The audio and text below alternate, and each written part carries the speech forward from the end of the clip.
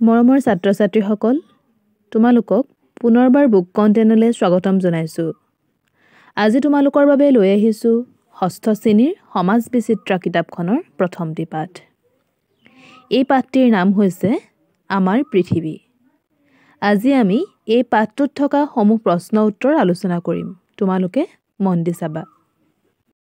অনুশীলনী ১ নম্বৰ প্ৰশ্ন দিছে, তলৰ প্ৰশ্নবোৰৰ উত্তৰ দিয়া। প্ৰথম প্ৰশ্নটো দিছে, সূৰ্যৰ পৰিয়ালটোৰ নাম কি? ইয়াৰ উত্তৰ হ'ব, সূৰ্যৰ পৰিয়ালটোৰ নাম সৌৰজগত। খ প্ৰশ্নটো দিছে, পৃথিৱীৰ উপগ্ৰহটোৰ নাম লিখা। ইয়াৰ উত্তৰ হ'ব, পৃথিৱীৰ উপগ্ৰহটোৰ নাম চন্দ্ৰ। ২ নম্বৰ প্ৰশ্ন, সৌৰজগতৰ গ্ৰহকেইটাৰ নাম সূৰ্যৰ পৰা দূৰত্ব অনুসৰি একাদিক্ৰমে লিখা। ইয়াৰ উত্তৰ হ'ব, সৌৰজগতৰ গ্ৰহকেইটাৰ নাম হ'ল বুধ, শুক্ৰ, পৃথিৱী, মংগল, বৃহস্পতি, শনি, ইউৰেনাছ আৰু নেপচুন। ৩ নম্বৰ প্ৰশ্নটো দিছে, চন্দ্ৰটো সূৰ্যৰ তুলনাত বহুগুণে সৰু হ'লেও পৃথিৱীৰ পৰা দুয়োটাকে কিয় সমান দেখি? ইয়াৰ উত্তৰ হ'ব, চন্দ্ৰটো সূৰ্যৰ তুলনাত বহুগুণে সৰু যদিও পৃথিৱীৰ যথেষ্ট ওচৰত থকা বাবে পৃথিৱীৰ পৰা দুয়োটাকে সমান দেখি। এতিয়া চাওঁ অনুশীলনী ২ৰ প্ৰশ্ন উত্তৰ। ১ নম্বৰ দিছে, তলৰ প্ৰশ্নবোৰৰ উত্তৰ লিখা। ক প্ৰশ্নটো আছে, বৃহৎ পৃথিৱীৰ ক্ষুদ্ৰ আৰ্হিটো কি? ইয়াৰ উত্তৰ হ'ব, বৃহৎ পৃথিৱীৰ ক্ষুদ্ৰ আৰ্হিটো হ'ল গোলক। খ প্ৰশ্নটো আছে, পৃথিৱীৰ পৰিধি কিমান? ইয়াৰ উত্তৰ হ'ব, পৃথিৱীৰ পৰিধি প্ৰায় ৪০,০০০ কিলোমিটাৰ। গ প্ৰশ্ন, পৃথিৱীয়ে কোন দিশৰ পৰা কোন দিশলৈ ঘূৰে? ইয়াৰ উত্তৰ, পৃথিৱী পশ্চিমৰ পৰা পূবলৈ ঘূৰে। ঘটো আছে, পৃথিৱীৰ মেৰুদণ্ড কাক বোলে? ইয়াৰ উত্তৰ হ'ব, পৃথিৱীৰ কেন্দ্ৰৰে পাৰ হৈ যোৱা কাল্পনিক ৰেখাডালকে পৃথিৱীৰ মেৰুদণ্ড বোলে। এতিয়া চাওঁ অনুশীলনী ৩ৰ প্ৰশ্নসমূহ। ১ নম্বৰ ক প্ৰশ্নটো দিছে, অক্ষৰেখা কাক বোলে? ইয়াৰ উত্তৰ হ'ব, বিষুৱ ৰেখাৰ সমান্তৰালকৈ ক্ৰমে উত্তৰলৈ আৰু দক্ষিণলৈ কিছুমান বৃত্তাকাৰ ৰেখা অংকন কৰা হৈছে। এই ৰেখাবোৰকে অক্ষৰেখা বোলে। খ প্ৰশ্ন, বিষুৱ ৰেখাৰ কৌণিক মান কি? ইয়াৰ উত্তৰ হ'ব, বিষুৱ ৰেখাৰ কৌণিক মান 0 ডিগ্ৰী অক্ষাংশ। গ প্ৰশ্নটো আছে, সুমেৰু আৰু কুমেৰুৰ কৌণিক মান কিমান? ইয়াৰ উত্তৰ হ'ব, সুমেৰুৰ কৌণিক মান ৯০ ডিগ্ৰী উত্তৰ আৰু কুমেৰুৰ কৌণিক মান ৯০ ডিগ্ৰী দক্ষিণ। ২ নম্বৰ প্ৰশ্ন, বিষুৱ ৰেখাৰ বিষয়ে বৰ্ণনা কৰা। ইয়াৰ উত্তৰ হ'ব, বিষুৱ ৰেখাৰ অন্য এক নাম হ'ল নিৰক্ষৰেখা। ইয়ে হৈছে আটাইতকৈ দীঘল অক্ষৰেখা। বিষুৱ ৰেখাৰ কৌণিক মান হ'ল 0 ডিগ্ৰী অক্ষাংশ। বিষুৱ ৰেখাৰ উত্তৰলৈ থকা অক্ষৰেখাৰ মানক উত্তৰ অক্ষাংশ আৰু দক্ষিণলৈ থকা অক্ষৰেখাসমূহৰ মানক দক্ষিণ অক্ষাংশ বোলে। এতিয়া চাওঁ অনুশীলনী ৪ৰ প্ৰশ্নসমূহ। ১ নম্বৰ ক প্ৰশ্নটো দিছে, দ্ৰাঘিমা ৰেখা কাক বোলে?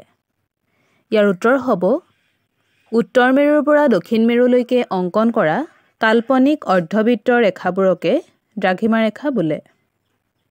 খ প্ৰশ্নটো আছে, দ্ৰাঘিমাংশ কি? ইয়াৰ উত্তৰ হ'ব, দ্ৰাঘিমা ৰেখাৰ কৌণিক মানকে দ্ৰাঘিমাংশ বুলি কোৱা হয়।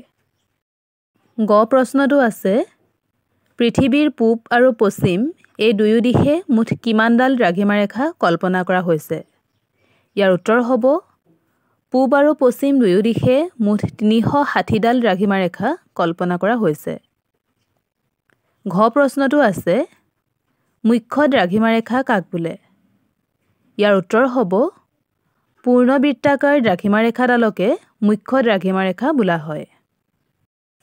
২ নম্বৰ প্ৰশ্ন, দ্ৰাঘিমা ৰেখাৰ বিষয়ে বৰ্ণনা কৰা। ইয়াৰ উত্তৰ হ'ব, পৃথিৱীৰ পূব আৰু পশ্চিম দুয়ো দিশে মুঠ ৩৬০ডাল দ্ৰাঘিমা ৰেখা কল্পনা কৰা হৈছে। প্ৰতিডাল দ্ৰাঘিমা ৰেখাই সমান দৈৰ্ঘ্যৰ আৰু প্ৰত্যেকেই একোটা অৰ্ধবৃত্ত। এতিয়া চাওঁ ৩ নম্বৰ প্ৰশ্নটো। ৩ নম্বৰটো দিছে, অক্ষৰেখা আৰু দ্ৰাঘিমাৰেখাৰ মাজৰ পাৰ্থক্য লিখা। ইয়াৰ উত্তৰ হ'ব অক্ষৰেখাবোৰ পৰস্পৰ সমান্তৰাল আৰু পূৰ্ণবৃত্ত, আনহাতে দ্ৰাঘিমাৰেখাবোৰ পৰস্পৰ সমান্তৰাল নহয় আৰু এইবোৰ অৰ্ধবৃত্তহে। অনুশীলনী 5-ৰ প্ৰথম প্ৰশ্নটো দিছে নাছাৰ সম্পূৰ্ণ ৰূপটো কি? ইয়াৰ উত্তৰ হ'ব নাছাৰ সম্পূৰ্ণ ৰূপটো হ'ল national aeronautics and space administration. খ প্ৰশ্নটো আছে সূৰ্যই কাৰ চাৰিওফালে পৰিভ্ৰমণ কৰে? ইয়াৰ উত্তৰ হ'ব সূৰ্যই নিজ কক্ষপথেৰে হাতীপতি তাৰকাৰাজ্য মিল্কী ৱে গেলেক্সিৰ কেন্দ্ৰৰ চাৰিওফালে পৰিভ্ৰমণ কৰে। গ প্ৰশ্ন পৃথিৱীক নিজ মেৰুদণ্ডত এপাক ঘূৰিবলৈ কিমান সময় লাগে? ইয়াৰ উত্তৰ হ'ব পৃথিৱীক নিজ মেৰুদণ্ডত এপাক ঘূৰিবলৈ 23 ঘণ্টা 56 মিনিট 4 ছেকেণ্ড সময় লাগে। ঘ প্ৰশ্ন অপসূৰ আৰু অনুসূৰ কাক বোলে? ইয়াৰ উত্তৰ হ'ব পৃথিৱীয়ে সূৰ্যক প্ৰদক্ষিণ কৰি থাকোঁতে সূৰ্যৰ পৰা 4 জুলাইত আটাইতকৈ দূৰত অৱস্থান কৰে, ইয়াকে অপসূৰ বোলে। আনহাতে 3 জানুৱাৰী দিনাখন সূৰ্যৰ আটাইতকৈ ওচৰত অৱস্থান কৰে। পৃথিৱীৰ এই অৱস্থানক অনুসূৰ বোলে। উঙ প্ৰশ্নটো আছে পৃথিৱীয়ে সূৰ্যৰ চাৰিওফালে এপাক ঘূৰিবলৈ কিমান সময় লাগে?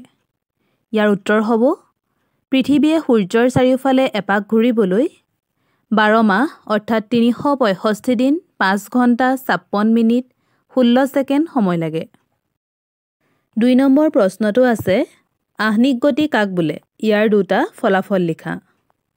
ইয়াৰ উত্তৰ হ'ব পৃথিৱীয়ে নিজ মেৰুদণ্ডক কেন্দ্ৰ কৰি পশ্চিমৰ পৰা পূবলৈ অবিৰামভাৱে ঘূৰি আছে।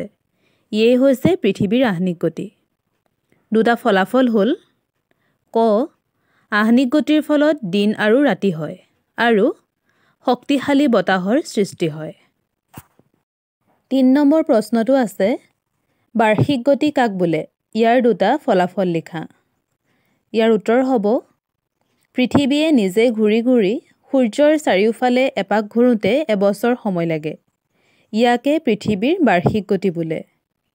ইয়াৰ দুটা ফলাফল হ'ল মাহ, ঋতু আৰু বছৰৰ পৰিৱৰ্তন হয় আৰু বতাহৰ গতি পৰিৱৰ্তন হয়।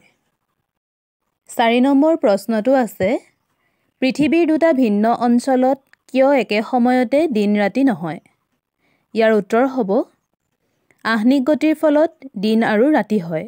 পৃথিৱীয়ে পশ্চিমৰ পৰা পূবলৈ অবিৰামভাৱে ঘূৰি থকা বাবে পৃথিৱীৰ যিটো ফাল সূৰ্যৰ পিনে থাকে তাত দিন আৰু বিপৰীত ফালটো ৰাতি হয়। সেয়ে দুটা ভিন্ন অঞ্চলত একে সময়তে দিন ৰাতি নহয়। প্ৰথমটো পাঠৰ প্ৰশ্ন ইমানেই আছিলে। আজিলৈ সামৰিছোঁ দেই। ধন্যবাদ।